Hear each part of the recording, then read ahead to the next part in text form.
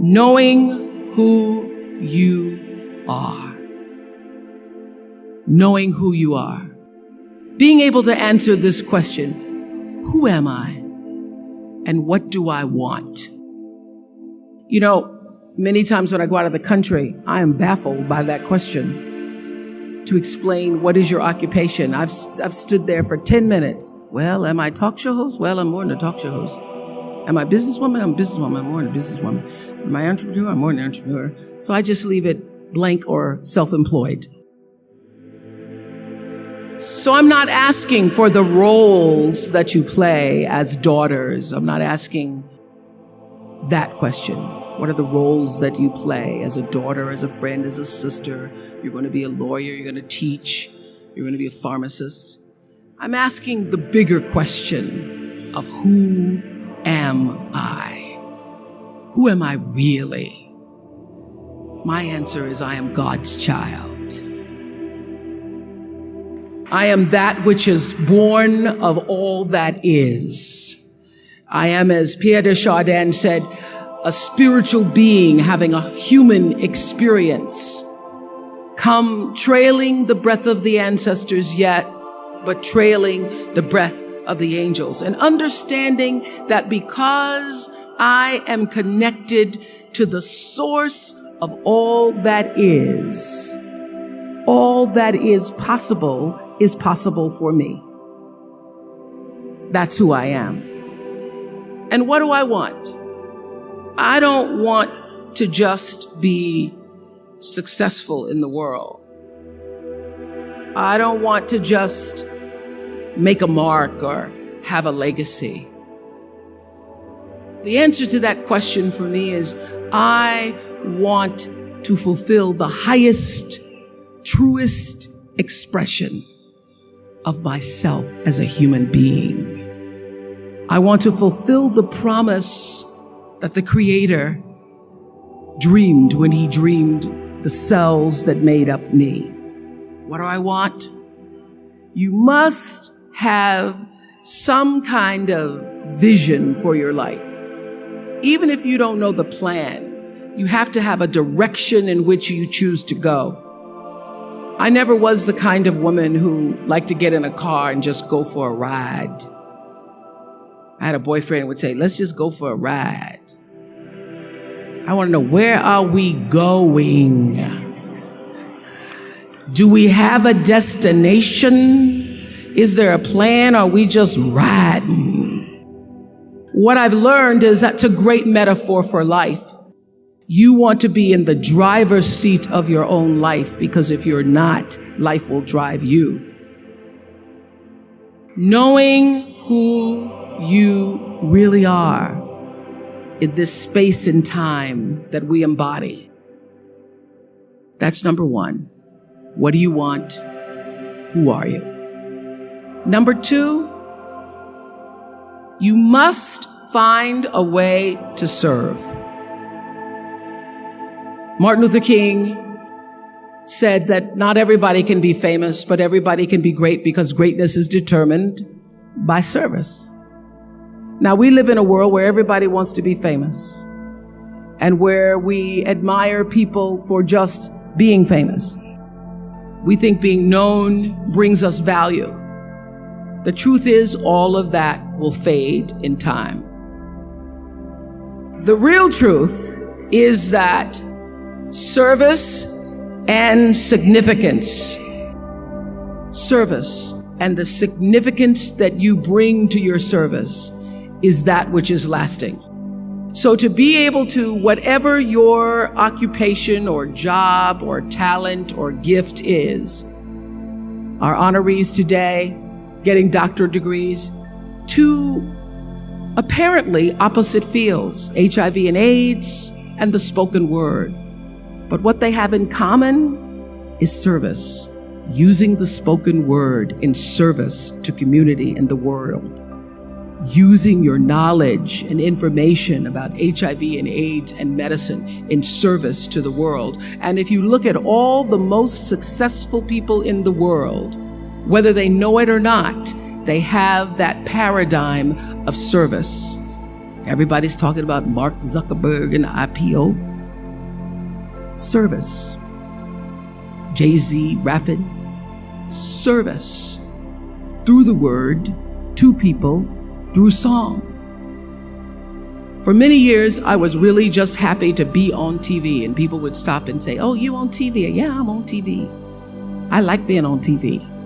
It's a nice job." That I went back and I took a long look at what it was I was doing on TV and made a decision that I was no longer going to just be on TV, but I was going to use TV as a platform, as a force for good, and not be used by TV. And I will tell you, my decision to make that significant change in the way I operated on television, using television as a service, changed my career exponentially.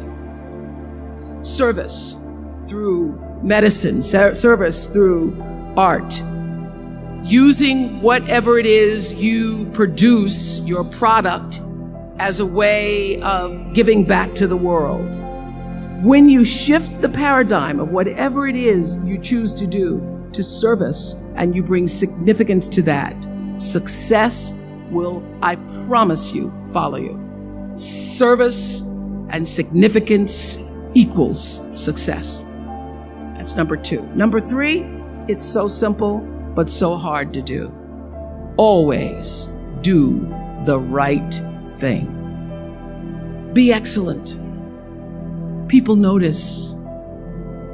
Think of how you notice. You go to Taco Bell, somebody gives you an extra napkin and some sauce. You notice.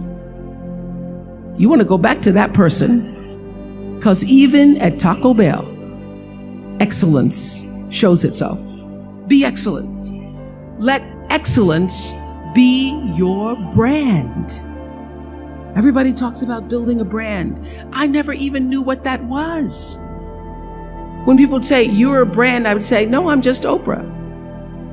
What I recognize now is that my choice to, in every way, in every example, in every experience, to do the right thing and the excellent thing is what has created the brand. And what I know is that when you are excellent, you become unforgettable. People remember you. You stand out. Regardless of what it is, you become an unforgettable woman. And that is what we all want. We want to be unforgettable and not forgettable. So doing the right thing, even when nobody knows you're doing the right thing, will always bring the right thing to you. I promise you that. Why? Because the third law of motion is always at work. For every action, there's an equal and opposite reaction. That is so true in all of our lives. That's what Newton said. Celia in The Color Purple said it. Everything you even try to do to me, already done to you.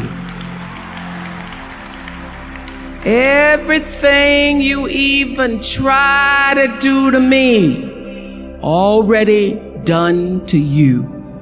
So you don't have to worry about revenge or getting back at somebody, making sure they pay. You just have to do the right thing, and the right thing will follow you even when people don't support it. I remember many times on my show. There are many shows y'all never saw. And the reason you didn't see them is because I got the last vote. And I remember 2010, my team, hardest working team in television, had done this interview with a woman who turns out she was a Sunday school teacher by day and a sex addict at night. Ooh. And they were like, "You won't believe it. We got her going out. We got her with the men, and we get to show her." And she was willing to show us everything. I sat down with a woman for an interview that was taped.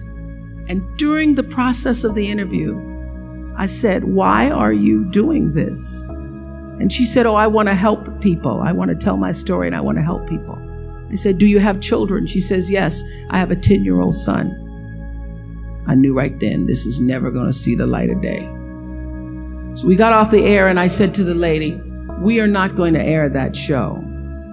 And she said, why? My producer said, why? She knew she was being filmed. She knew what she was saying. She knows what I said, because her son will never get over it. Her son will never get over it. And it's not worth a rating point to me. Not worth a rating point to me to know that there's a 10-year-old boy who's destroyed because his mother went on the Oprah Winfrey show and told all her business. You do the right thing, even when other people think it may not be. And oftentimes, when you make a decision to do the right thing, immediately you're faced with doubt. Was that the right thing? Was that the right decision? I don't know. Was that the right thing? You always know it's the right thing, when in the end, there is peace. You are rewarded by peace in knowing that you did the right thing. The most important thing I have come to know in doing the right thing and making the right choices is understanding what we talked about yesterday. All of you leaving here have the potential for enormous success. There's a price that comes with that. People don't always like you, and they're not always happy for you. And if you surround yourself with people who are not accustomed to your success, they become fearful. They become scared because you are reflecting back something to them that they don't recognize. Now, they're not going to say, you know, I'm very fearful because you're reflecting back to me something I don't recognize. They're going to say, you know what they're going to say? They're going to say, who she thinks she is. Who she thinks she is. That only happens when you are around people who do not mean and want and aspire to the best for you. People who want the best for you want you to be your best. So my greatest advice to you is to surround yourself with people who are going to fill your cup until your cup runneth over. So when people say you're so full of yourself, you can say, yeah. Yes, I'm full. I'm so full, my cup runneth over. And to know that once your cup runneth over, you cannot spend your life with your gallon-size offerings, offering them to pint-sized people. You have got to surround yourself with gallon-sized people who can hang in the same company with you, so that you're not offering your gallons to those little pints out there who can't hold it anyway. Choice to Change the World. I love that song. I love hearing you all sing that song. And what I know for sure is that the biggest choices begin and end with you, your internal big questions. Who do I want to be in the world? My relationship to source energy, to all that is God. I'm not talking about what you believe in God. I'm talking about your experience of that which is all life, which is divine and universal. I'm talking about the big deal. Being connected and aligned with that. When you are tuned in and charged into that, whenever you feel empty, you go inside yourself and you connect to the source, and you know that all things are possible. To know that and to choose to do the right thing in service and significance. I promise you, you will create a vessel of service for yourself first, because you have to honor yourself first. You have to give to yourself first, otherwise you have nothing to give away. You will create a vessel for yourself, for your family, your community, and the world. And those three things will not only lead you to a blessed life. I stand as a witness. My life is so blessed, I can't even take it in sometimes. It will lead you not just to a gifted life and a rewarding life that fills you up, but a sweet life. That's what you want. You want the sweetness. You want it to be so sweet, so that even when the storms come, and they will, you'll know this too shall pass. The storm is passing over, and you shall not be moved, because you know who you are. When you can do that, grace will follow you, grace and glory. And when they see you coming, it ought to make them proud. I have spent hundreds and hundreds and hundreds and thousands of hours talking to spiritual leaders and teachers, and not just spiritual leaders and teachers who have been deemed so, but thousands of people who came from levels of dysfunction, who came from levels of pain, who were suffering, who were challenged in their progression of trying to be the best human beings they could be. And they allowed themselves the opportunity to come on our show, the Oprah Winfrey Show, and share their stories. I am one who believes in the sharing of stories. I believe in the process of sharing, period, because I know that all life gets better when you share it. And those thousands of people who have been guests on the show, and many of them who are also audience members, have been my greatest teachers. And I would say that one of my gifts that I've had since I was a little girl growing up in Mississippi, being raised on a tiny little acre farm with my grandmother, is that I knew how to pay attention. I was a great observer of life. And I grew up believing that I was indeed for sure God's child. It's because every Sunday I sat in our little church down the road, a dirt road from where my grandmother lived. No running water, no electricity, but the church is down the road from us, and we could hear the singing as I was getting dressed for Sunday school. And I'd always sit on the left-hand side, the left pew, in the second row. And I would listen to the preacher preach about the Lord thy God is a loving God, and sometimes he would say the Lord thy God is a jealous God. But most important, I heard him say, you are God's child, and through God all things are possible. And I literally took him at his word, so that by the time I was had to leave my grandmother because she became ill, and I was sent to live in Milwaukee with my mother, who had two other children, I got beat up on the playground because when people would ask me, who is your daddy? I would say, Jesus is my daddy. Sometimes he's my brother. And God is my father. But what I now know and have learned, that my view of God, although I call that God in a box and all that, although that has, my vision of God has expanded to be inclusive of all things, all.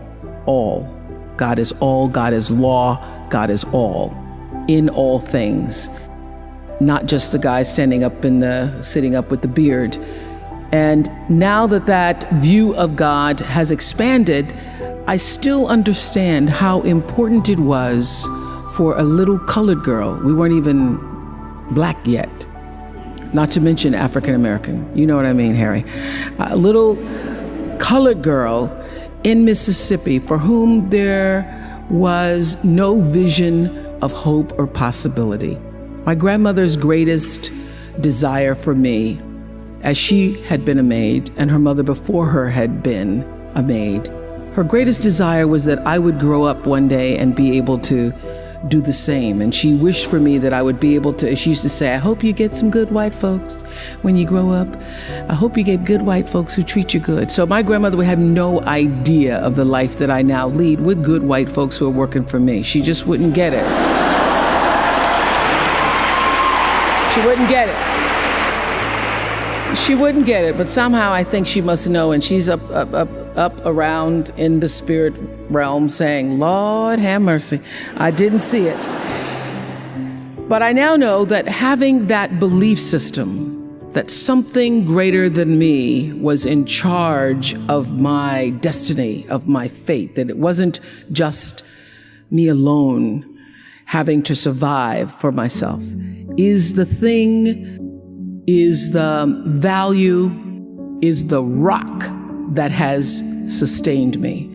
So my vision, my perception, my understanding of what it means to be a universal citizen has grown as I came to understand Acts 17:28, my favorite Bible verse that says, in God I move and breathe and have my being. So my every attempt in life has been, since I was a little girl, to be in that space that I call God, to literally live in the breath that is God, to live in the breath and allow the breath to breathe me as God. And that is the reason I see I have been able to manage fame, handle the success, grow in grace, grow in the wisdom and glory that is offered by that space that I know to be God. Because in God, I live and breathe, I move and breathe, and I have my being. And everything that I do and all that I am comes up and out from the center of that space, even when I didn't know what to call it. So I have paid attention to my life because I understand that my life, just like your life, is always speaking to you, where you are, in the language, with the people, with the circumstances and experiences that you can understand and interpret if you are willing to see that always life, God, is speaking to you. Now, it took me a while to actually really get this and to understand it, but once I did, I started paying attention to everything. And one of the reasons why I can now accept the fact that I can offer my gatherings of information and wisdom and call myself a spiritual teacher is that every single person who ever came on my show, and I hear there's like 37,000 guests I've talked to, a lot of them came from dysfunction and a lot of them wouldn't appear to be teachers, but every one of them had something to say that was meaningful and valuable and that I could use to grow myself into the best of myself, which is what all of our jobs are. Your number one job is to become more of yourself and to grow yourself into the best of yourself. One of my greatest teachers was a man named John Diaz. We were doing a show called Would You Survive? And on Tuesday, October 31st in 2000, Singapore Airlines Flight 006, a Boeing 747 from Taipei to Los Angeles, took off with 179 souls aboard. 4 crew and 79 passengers perished in that flight, a total of 83 fatalities. There was a typhoon rolling through at the time, and the plane went down the wrong runway. Now, what's interesting, John Diaz was on that plane and he had several indications, which I'll talk about later, whispers, that he shouldn't have gotten on the plane, but he did anyway. He got on the plane and he managed to be one of the survivors. And on the Oprah show, I was asking him, what do you think it was that you were one of the survivors? And I said, do you think it was your position on the plane? Because he was in first class and he was sitting on the right next to an exit door. And he said, yes, I think it might have been the position of the plane. And also my quick thinking, he says, and the fact that I didn't stop moving. So I said, you don't believe, you're not a religious man? You don't believe that there was some kind of divine intervention going on there? He goes, no, I'm not a religious person. I do not believe that it was anything divine. I don't believe that. I did see, he said, as I got knocked back into the plane, that it looked like Dante's Inferno, with people strapped into their seats and just burning. And it seemed a bit to me, as I turned and looked backwards, like there was a light coming out of the tops of their heads. I guess you could call it an aura, was leaving their bodies. And some lights were brighter than others. It changed, he said, it changed me. It gave me a new kind of spirituality, in a sense, that I now believe somehow, I don't know how, but life continues on somehow. And I thought, I'm not a religious man, but I thought the brightness and dimness of the auras were how one lives one's life, so to speak.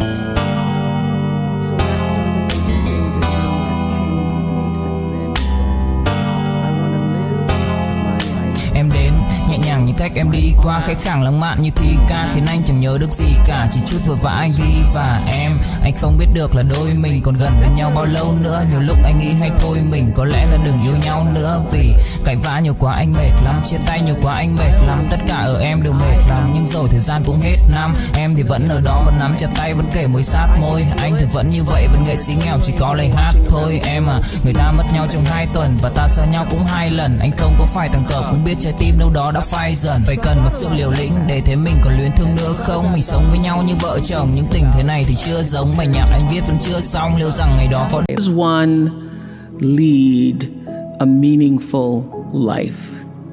Because ultimately, isn't that what we all want? We want to lead a life so that however we transition, people can say, wow, that was a bright one. That was a bright light. First of all, I think that it comes from a deep sense of awareness about who you are and why you're here. It comes from being in touch with. Dẫu không cách nào mang nắng về đêm đông, cũng không hái được sao trên trời kia đem xuống. Nhưng sau này có thể đưa em giữ hộ tiền lương, sau này có thể làm việc nhà nếu em lười. Nhân gian thường nói không tồn tại thiên đường, chắc do họ chưa từng nhìn thấy lúc em cười. Ấm áp tỏa sáng tựa vầng thái dương, kéo anh chuyển động tịch tiến ở xung quanh hoài ngày. Hạnh phúc nhất mà anh âm thầm mãi ước, ngày ta đứng trước linh mục và cùng sánh vai lại. Thêm lần nữa tuyên bố nhẹ, em về khuyên bố mẹ kén rể đi anh đến tuyển ngay. Dù ít tin tưởng vào duyên số, nhưng nếu em cho số đảm bảo mình nên duyên đấy. Từ khi gặp em Google hết tác dụng, bởi em là tất cả những gì anh cần tìm, giống một kho báu để ngăn người khác đụng tới. Đối đầu thế giới anh cũng sẵn sàng cân tim, ghét phải lặng im coi em như cô bạn. Nỗi nhớ đong đầy bao giờ mới khô cạn, khoảnh khắc bên nhau thời gian như ngừng trôi, vì em sở hữu sự hấp dẫn vô hạn. Yêu đơn phương cảm giác khó đọc tên, mọi thứ mù mịt giống như đứng trước bão. Mãi hy vọng chờ đợi ngóng trông đến ngày nụ hôn đó sẽ một lần được trao. Hương thơm ngọt ngào vương trên mái tóc em, gây nghiện cực mạnh anh ngày đêm ước ao. Quỳnh là loài hoa đẹp nhất trong bóng đêm, cuộc đời này u tối đang cần em bước vào. Đưa cho anh cái bản đồ vì anh sắp lạc bên trong đôi mắt kia. Hãy đưa cho anh cuốn từ điển vì cảm xúc này anh không thể cắt nghĩa. Chuẩn bị đưa anh. And another inhale.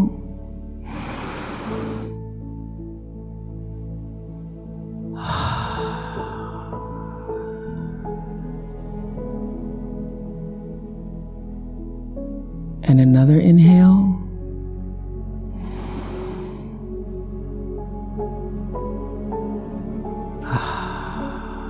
And keep your eyes closed. And let's just think about Khi say anh thường hay nhắc về em, mong khỏa lấp những u tối. Khoảnh khắc về đêm nghe lại bài ca ngày xưa cũ, ta hát về nhau nhớ những giấc mơ ta từng ước. To tát về sau và đó là khi mà anh dần lụy là không làm chủ chính mình. Thấy không gian trở nên tồi tệ, mọi thứ bao phủ chính mình. Em đâu còn như điều anh mơ, anh cũng tự nhủ chính mình. Nhưng mà thôi em, nào ai giỏi mà đủ tính tình. Chẳng thể vươn tới được cảnh cao dù anh có nhã ý trèo. Trong cơn say mọi thứ cuồng quay, anh trở thành gã chí phèo. Yêu chân thành là không thay lòng dù em có như thị nở. Ý anh là em như cô tấm, nhìn em như thị nở. Đêm vắng nàng ngón tay xám vàng vì đốt cả bao thuốc lá. Căn phòng chung khi xưa nồng ấm, bây giờ sao bút giá. Một thói xấu mà anh đã quen khi em không ở bên lâu. Anh thường ngồi trong một góc tối nhậu suốt cả đêm thâu. Em mang con tim anh đi đâu, khiến anh mù quáng vẫn cố sáng mỗi khi đau. Em mang con tim anh đi đâu, điều gì choáng váng để xứng đáng ướt mi nhau. Em mang con tim anh đi đâu, khiến anh mù. Put forward another day of being here on the planet Earth as a human being. Let's just think about that. After all you've been through, in this day alone, and the many days and years past, how you got here to this prestigious, esteemed university, the choices you made that have brought you to this day. Open your heart and quietly to yourself say the only prayer that's ever needed. Thank you. Thank you. Thank you. You're still here. And you get another chance this day to do better and be better. Another chance to become more of who you were created and what you were created to fulfill. Thank you. Amen. Open your eyes. That's how it starts. That is the foundation for meaning and purpose in your life, is to bring yourself back to your breath.